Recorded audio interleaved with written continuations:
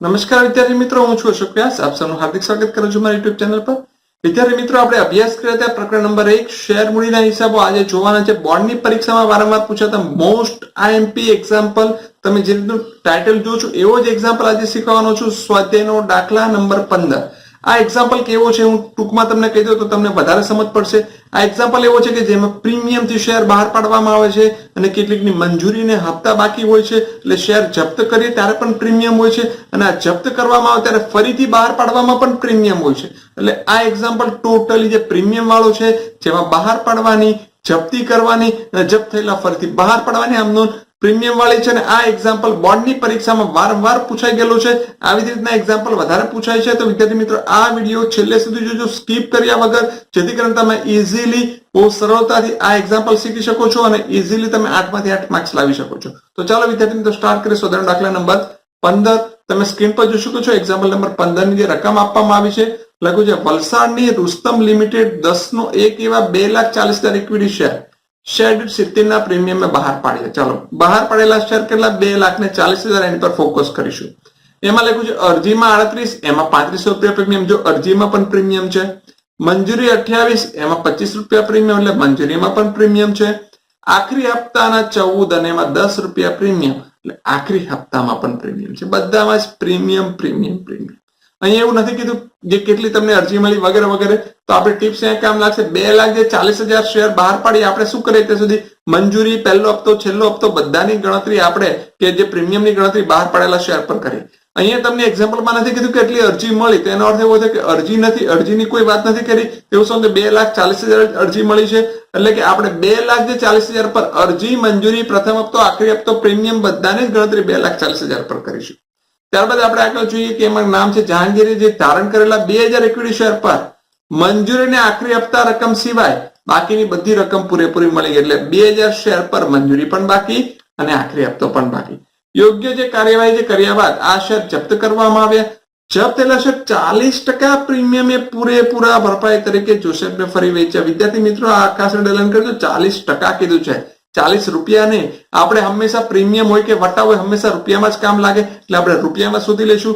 40% premium એ ફરીથી બહાર પાડે, એટલે જપ્ત થયેલા શેર ફરીથી બહાર પાડવાની આમનોંધ કરું છેલ્લેથી બીજી આમનોંધ, ત્યારે આ કામ લાગશે.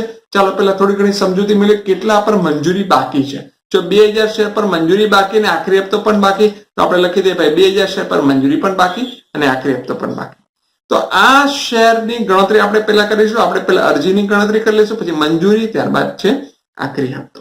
તો ચાલો પેલા શરૂઆત કરીએ. અરજી આપણને મળી, તો અરજી મળી જાય તો આપણે લખીએ છીએ બેંક ખાતે ઉધાર ઇક્વિટી શેર અરજી ખાતે જમા. કેટલી રકમ લખીશું આપણને ખબર હોવી જોઈએ. બોલો કેટલી અરજી મળેલી, એટલે કે જેટલા શેર આપણા બધી અરજી મળી છે 2,40,000 ગુણ્યા અરજીની રકમ કેટલી છે 38. હું 35 રૂપિયા પ્રીમિયમ સાથે તે સંબંધ નહીં ધરાવું.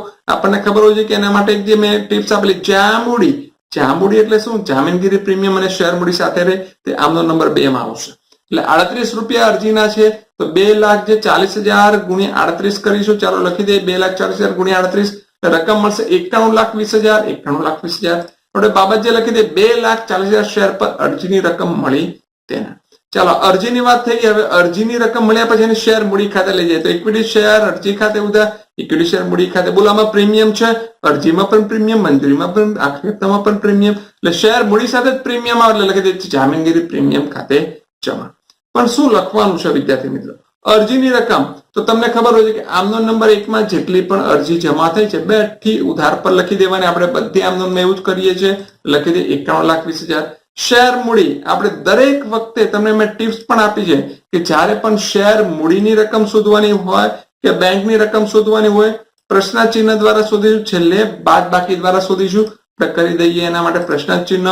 જામીનગીરી પ્રીમિયમ, જામીનગીરી પ્રીમિયમ બોલો કેટલા પર ગણવાનું છે? મેં હમણાં વાત કરી કેટલા શેર બહાર પડેલા 2,40,000.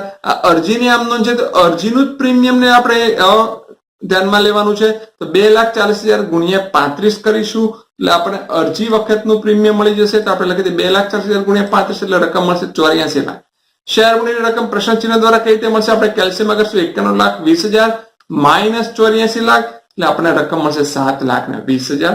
આ રીતે શેર મૂડીની રકમ શોધી લીધી. આપણે લખી દઈએ બાબત જે 2,40,000 શેર પર અરજીની રકમ હતી તે શેર મૂડી ખાતે લઈ ગયા તેના. તો આ રીતે અરજીની બે આમનોંધ કરી. હવે આપણે મંજૂરી મંગાવશું. મંજૂરી મંગાવતો આમનોંધ શું થાય? ઇક્વિટી શેર મંજૂરી ખાતે અથવા ઇક્વિટી શેર મૂડી ખાતે. તો તમારે ટિપ્સ યાદ રાખવાની છે. મેં ટિપ્સ કીધેલું છે, હંમેશા યાદ રાખજો, જ્યારે પણ દાખલામાં પ્રીમિયમ હોય ત્યારે જામૂડી એટલે શું? જામીનગીરી પ્રીમિયમ. જા એટલે મૂડી એટલે શેર મૂડી બંને સાથે જ આવે. તો આપણે બંને સાથે લખી દઈએ, કારણ કે મંજૂરીમાં પણ પ્રીમિયમ છે તો લખી દઈએ જામીનગીરી પ્રીમિયમ ખાતે. મંજૂરી ખાતે કેટલી રકમ લખીશું? તમને ખબર છે કેટલા શેર બહાર પડે? 2,40,000. હું મંજૂરીની વાત કરું તો મંજૂરીની રકમ જ લેવાની. કેટલી છે મંજૂરી વખતે? 28. આપણે સીધો ગુણાકાર કરી દઈએ. 2,40,000 ગુણ્યા 28 એટલે રકમ મળી છે 67,20,000. શેર મૂડી ઉપરની જેમ જ આપણે પ્રશ્ન ચિહ્ન કરી દઈએ. જામીનગીરી પ્રીમિયમ 2,40,000 પર જ ગણીશું. આપણને ખબર છે 2,40,000 ગુણ્યા મંજૂરી વખતે પ્રીમિયમ જ ધ્યાનમાં લેવાનું 25. ચાલો એનો ગુણાકાર કરી દઈએ. 2,40,000 ગુણ્યા 25 એટલે રકમ મળશે 60 લાખ. તો શેર મૂડી ખાતે કેટલી રકમ મળશે? 67,20,000 માઇનસ 60 લાખ એટલે રકમ મળશે 7,20,000. આ રીતે આપણે ઇક્વિટી શેર મૂડીની રકમ શોધી લીધી. આપણે લખી દઈએ બાબત છે કે 2,40,000 શેર પર મંજૂરી રકમ લેણી થઈ તેને. હવે મંજૂરીની રકમ મળી જાય તો બેંક આવે તો બેંક ખાતે ઉધાર, તે ઇક્વિટી શેર મંજૂરી ખાતે, પણ અહીંયા બાકી મંજૂરી પણ છે એટલે લખશું તે મળવાની બાકી મંજૂરી કે હપ્તા ખાતે ઉધાર. પણ કેટલી રકમ બેંક ખાતે? મેં આપણે ટિપ્સ આપેલી. ટિપ્સમાં તમને ખબર હોવી જોઈએ કે ઓલવેઝ બેંકની રકમ કઈ રીતે શોધીએ છીએ? બાદબાકી દ્વારા, પ્રશ્ન ચિહ્ન દ્વારા શોધીશું. ચાલો એને આપણે કરી દઈએ પ્રશ્ન ચિહ્ન. મળવાની બાકી મંજૂરી કે હપ્તો. ચાલો મળવાની બાકી મંજૂરી કેટલા પર બાકી છે? 2,000 શેર પર મંજૂરી બાકી છે. તો મંજૂરીનો ભાવ કેટલો છે? 28. એટલે 2,000 ગુણ્યા 28 કરીશું એટલે આપણને રકમ મળી જશે. આપણે લખી દઈએ 2,000 ગુણ્યા 28 એટલે ઉધાર પર રકમ લખીએ 56,000 મળી છે. ઇક્વિટી શેર મંજૂરી તમને બહુ મેં ઇઝી મેથડ સમજાયેલી. ઉપરની જેટલી મંજૂરી ઉધાર કરીએ બેઠી કરી દઈશું આપણે જમા પર. તો આપણે લખીએ 67,20,000 કરી દઈએ જમા પર. 67,20,000 માઇનસ 56,000 એટલે આપણે બેંક ખાતાની રકમ મળી છે 66,64,000. આ રીતે આપણે બેંક ખાતાની રકમ લખી દીધી. આપણે લખી દઈએ બાબત છે 2,000 શેર સિવાયના શેર પર મંજૂરીની રકમ મળી ગઈ તેના. તો આ રીતે આપણે આમનો નંબર 4 પર પૂર્ણ કરી. હવે આપણે આખરી હપ્તો મંગાવીએ. આખરી હપ્તાની આમનો નહીં, ઇક્વિટી શેર આખરી હપ્તા ખાતે તો ઇક્વિટી શેર મૂડી ખાતે, એમાં પણ પ્રીમિયમ છે તો આપણે લખશું જામીનગીરી પ્રીમિયમ ખાતે જમા. હવે આખરી હપ્તો કેટલા પર આપણે ગણીશું? તમને ખબર હોવી જોઈએ 2,40,000 ઇક્વિટી શેર બહાર પાડે અને આખરી હપ્તાની રકમ કેટલી છે? 14. તો 2,40,000 ગુણ્યા 14 કરી દઈએ તો રકમ મળી જશે આપણને 33,60,000. શેર મૂડી આપણે જે રીતે પ્રશ્ન ચિહ્ન દ્વારા આપણે શોધતા હતા એ રીતે આપણે કરી દઈએ પ્રશ્ન ચિહ્ન. જામીનગીરી પ્રીમિયમ કેટલું છે આપણે જોઈ લઈએ. તો 2,40,000 ગુણ્યા આખરી હપ્તામાં પ્રીમિયમ કેટલું છે? 10. તો 2,40,000 ગુણ્યા 10 કરી દઈશું એટલે આપણને પ્રીમિયમ પણ મળી જશે. મળશે આપણને 24 લાખ.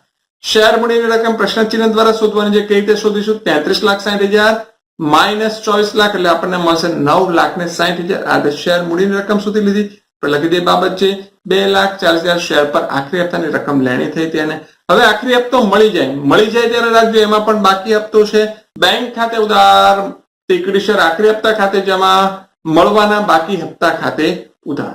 પણ કેટલી રકમ કઈ રીતે લખવાની? બેંકની રકમ જો મેં કીધું પ્રશ્ન ચિહ્ન દ્વારા શોધીશું. પ્રશ્ન ચિહ્ન લખી દે. મળવાનો બાકી હપ્તો કેટલો બાકી હપ્તો છે આપણને ખબર હોવી જોઈએ. જો અહીંયા 2,000 શેર પર આખરી હપ્તો બાકી છે એટલે 2,000 ગુણ્યા આખરી હપ્તાની રકમ કેટલી છે? 14. એટલે 2,000 ગુણ્યા આપણે 14 કરી દઈશું. ચાલો આપણે લખી દઈએ હપ્તામાં 2,000 ગુણ્યા 14 એટલે ઉધાર પર આવશે 28,000. આખરી હપ્તો આ વિદ્યાર્થી મિત્રો આખરી હપ્તો કેટલો છે? 33,60,000. આપણે ગણતરી કરી બેઠો લખી દઈએ 33,60,000. 33,60,000 માંથી 28,000 માઇનસ કરો એટલે ઓટોમેટિક રકમ મળી જાય બેંક ખાતે 33,32,000. તો બાબત જે લખી દઈએ 2,000 શેર સિવાયના શેર પર આખરી હપ્તાની રકમ મળી ગઈ તેને. આ રીતે આપણે અરજીની બે આમનોંધ, મંજૂરીની બે આમનોંધ અને આખરી હપ્તાની બે આમનોંધ કરી. હવે જે તમને વિદ્યાર્થી મિત્રો તમને ખૂબ જ અઘરું લાગે એવો ટોપિક આપણે સમજવાના છે, જેમાં પ્રીમિયમથી જપ્તી અને પ્રીમિયમથી બહાર પાડવાના. હવે શેર જપ્તી કરો. શેર જપ્તી કરો ત્યારે યાદ રાખજો કે તમારે જોઈ લો દાખલામાં પ્રીમિયમ છે. હા પ્રીમિયમ છે તો આપણે જોઈ લઈએ અને આમનોંધ શું આવશે? પ્રીમિયમ વાળી આમનોંધ શેર જપ્તીની. આ રહી જો શેર જપ્તીની પ્રીમિયમ વાળી આમનોંધ. ઇક્વિટી શેર મૂડી ખાતે ઉધાર, જામીનગીરી પ્રીમિયમ ખાતે ઉધાર, તે શેર જપ્તી ખાતે, તે શેર મંજૂરી ખાતે, તે શેર હપ્તા ખાતે. જો મૂળ કિંમતે બહાર પાડે તો ઉપરની આમનોંધ. આ બંનેમાંથી એક જ આમનોંધ આવે. સ્ટેપ નંબર 1 ની વાત કરું છું એટલે અહીંયા આપણે પ્રીમિયમ વાળી આમનોંધ લખી દઈશું. ચાલો લખી દઈએ પ્રીમિયમ વાળી આમનોંધ. ઇક્વિટી શેર મૂડી ખાતે ઉધાર, જામીનગીરી પ્રીમિયમ ખાતે પણ ઉધાર, ઇક્વિટી શેર જપ્તી ખાતે, ઇક્વિટી શેર મંજૂરી ખાતે પણ કઈ આવશે? બાકી મંજૂરી. ઇક્વિટી શેર પ્રથમ કે આખરી હપ્તો હોય તો આખરી હપ્તા ખાતે બાકી હપ્તો જ લખવાનો રહેશે. શેર મૂડી ખાતે કેટલી રકમ તમને ખબર હોવી જોઈએ કે કેટલા શેર જપ્ત કર્યા, જેટલા પર શેર રકમ બાકી હોય, જો જેટલા પર બાકી રકમ હોય ને લખ્યું કે કંપની યોગ્ય જે કાર્યવાહી કર્યા બાદ જહાંગીરના શેર જપ્ત કર્યા. બોલો કેટલા જહાંગીરના હતા? 2000. 2000 શેર પર મંજૂરી આખરે તો બાકી હતો એટલે જપ્તીની ગણતરી આપણે 2000 શેર પર જ કરીશું. 2000 ગુણ્યા 1 નો ભાવ કેટલો છે? 10 રૂપિયા. ચાલો આપણે લખી દઈએ શેર મૂડીમાં 2000 ગુણ્યા 10 એટલે આપણે રકમ મળી જશે 20000. હવે વિદ્યાર્થી મિત્રો આ એક્ઝામ્પલ નો સૌથી ટ્વિસ્ટ પોઈન્ટ, સૌથી અઘરો પોઈન્ટ, હોશિયાર વિદ્યાર્થી પણ કઈક અંશે ભૂલ કરી જાય એવો ટોપિક છે. બરાબર સમજો. હું જામીનગીરી પ્રીમિયમ કઈ રીતે લખું છું. મોટા ભાગના વિદ્યાર્થીઓ અહીંયા જ ભૂલ કરે એટલે પછીની બધી આમનોની ખૂટી પડે છે અને માર્ક્સ ચાલે જાય છે. તો જામીનગીરી પ્રીમિયમ કઈ રીતે લખવાનો? હવે તમને ખબર, ઉપર આપણે ગણતરી જે 2000 શેર પર કરી દો, પ્રીમિયમની ગણતરી પણ 2000 શેર પર, પણ કેટલું પ્રીમિયમ લખીશું? હવે ધ્યાન આપજો. અહીંયા મોટે ભાગે વિદ્યાર્થી એવું કરે કે ભાઈ કેટલું પ્રીમિયમ? તો 70 રૂપિયા પ્રીમિયમ. નહીં લખવાનું 70 રૂપિયા પ્રીમિયમ. વિદ્યાર્થી મિત્રો યાદ રાખજો, 70 રૂપિયા પ્રીમિયમ નહીં લખીશું તો શું લખવાનું? 35 રૂપિયા નહીં, 25 રૂપિયા નહીં, 10 રૂપિયા નહીં. તો કેટલું લખવાનું? વિદ્યાર્થી મિત્રો યાદ રાખજો, તમે શેર કોના જપ્ત કર્યા? જેના પર બાકી હપ્તા હોય તેના. તો એ જ સમજવાનું કે પ્રીમિયમ કોનું બાકી છે. જેનું પ્રીમિયમ બાકી એના શેર જ પર જ પ્રીમિયમની રકમ ગણાય. અહીંયા લખ્યું છે કે 2000 શેર પર મંજૂરીની આખરી હપ્તાની રકમ બાકી છે, તો આપણે પ્રીમિયમ પણ કયું લેવાનું? મંજૂરીનું પણ લેવાનું અને આખરી હપ્તાનું. આ સિવાય 35 રૂપિયા અરજીના લેવાની જરૂર નથી, કારણ કે અરજીની રકમ મળી ગઈ. એટલે પ્રીમિયમ કયું લેવાય? હંમેશા જે બાકી હોય તે પ્રીમિયમ. મારા શબ્દ પર બરાબર ધ્યાન આપજો. બાકી પ્રીમિયમની રકમ જ શેર જપ્તી વખતે લેવાય. તો અહીંયા મંજૂરી પણ બાકી છે અને આખરી હપ્તો પણ બાકી છે, એનો અર્થ કે બંનેના પ્રીમિયમ પણ બાકી છે. તો 25 રૂપિયા મંજૂરીના અને 10 રૂપિયા આખરી હપ્તાના, 25 વત્તા 10 કરો એટલે 35 રૂપિયા આવશે. એટલે પ્રીમિયમમાં આપણે જે 2000 ગુણ્યા 35 કરીશું.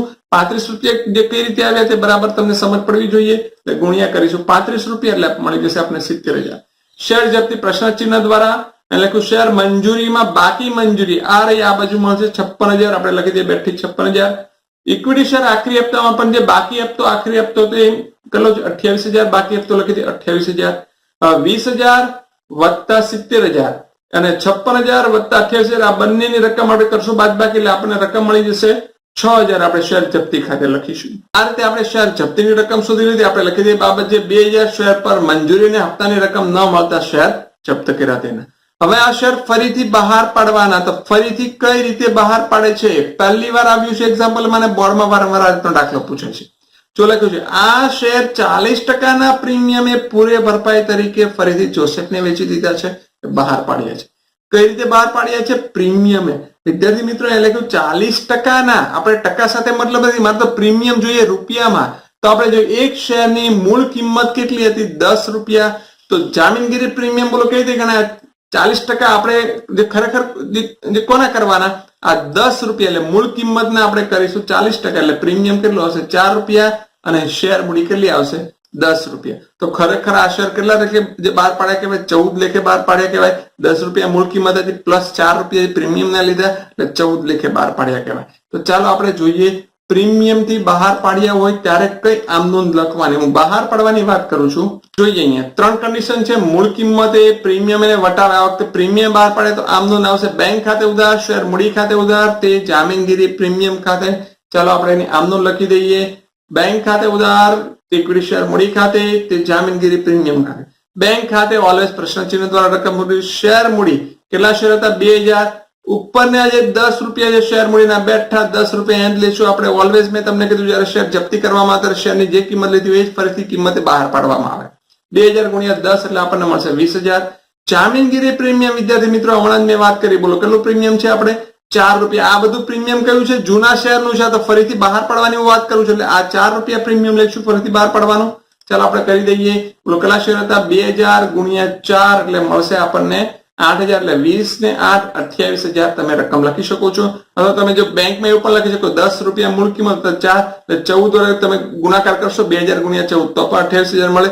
એ રીત પણ સાચી છે. આપણે લખી દઈએ બાબત છે જપ્તેલા શેર 2000 હતા તે 40% પ્રીમિયમે ફરીથી બહાર પાડ્યા તેના. હવે છેલ્લી આમનોંધ છે તે તમને બહુ ઈઝી છે, બધાને જ આવડે. શેર જપ્તી ખાતે ઉધાર, તે મૂડી અનામત ખાતે.